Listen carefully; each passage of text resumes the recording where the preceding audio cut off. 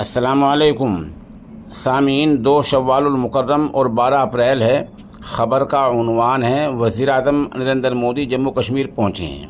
یہاں انہوں نے جموں کشمیر کے ادھم پور علاقے میں چناؤ پرچار کیا ہے اور مرکزی وزیر جتیندر سنگھ کا پرچار کیا ہے۔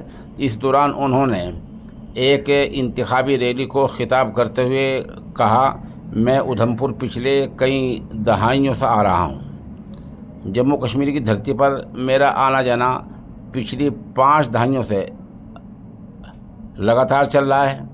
یہ کہتے ہوئے وزیر اعظم نے کہا کہ جلد ہی ریاست کا درجہ بحال کر دیا جائے گا۔ یہاں جو ریاست کا راجیہ کا درجہ ہے اس کو بحال کر دیا جائے گا اور یہاں اسمبلی چناؤ بھی جلد ہوں گے۔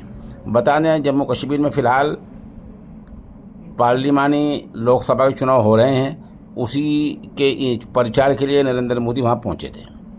دو انہوں نے دعوے کیے، ایک تو یہ کہ یہاں جلد ہی اسمبلی کے چناؤ ہوں گے اور دوسرا ہے کہ جموں کشمیر کو جلد ہی اس کا ریاست کا درجہ بحال کیا جائے گا۔ سوال یہ ہے کہ ریاست کو کس نے توڑا تھا؟ جموں کشمیر میں یہاں صدر راج نافذ کیا، اس کے 2 ٹکڑے کی، یہ سب بی جے پی نے کیا ہے۔ اور بی جے پی ابھی بھی لداخ کے بارے میں چپی سادے ہوئے ہے، اور اب آپ پر چونکہ عدالتوں سے پھٹکار لگنے والی ہے، اس لیے آپ نے مجبوری میں اعلان کر دیا کہ جلد ہی ریاست کا درجہ بحال ہوگا اور جلد ہی یہاں اسمبلی چناؤ ہونے والے ہیں۔ آپ نے یہاں سے دفعہ 370 ہٹائی ہے، آپ نے اس کا ریاست کا درجہ ختم کیا تھا۔ اب عدالتوں کی پھٹکار کے خوف سے آپ یہ اعلان کرنے جا رہے ہیں کہ جلد ہی ریاست کا درجہ بحال ہوگا۔ اس کی مثال کسان آندولن کی طرح ہے۔ کسانوں کے لیے آپ نے 3 قانون بنائے، اس کے بہت فائدے شمار کرائے، پوری سرکار نے فائدے بتائے۔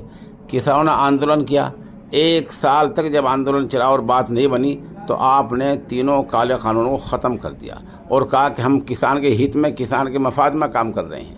تو پتہ ہے چلا کہ آپ جب بھی کوئی کام کرتے ہیں اس طرح کی مجبوری میں کرتے ہیں، خود بخود کچھ کام نہیں کرتے۔ جموں کشمیر میں اگر پارلیمانی چناؤ ہو سکتے ہیں تو آخر عین اسی کے ساتھ ساتھ اسمبلی چناؤ کیوں نہیں ہو سکتے؟ اس کی کیا وجہ ہو سکتی ہے؟ ہماری گزارش یہ ہے کہ آپ اس طرح جھوٹے دعوے نہ کر کے جموں کشمیر کے ریاست کا درجہ بحال کیجیے، وہاں کے لیڈروں کی آمد و رفت کو بحال کیجیے اور وہاں کے جو بنیادی حقوق ہیں ان کو مکمل طور پر بحال کیجیے۔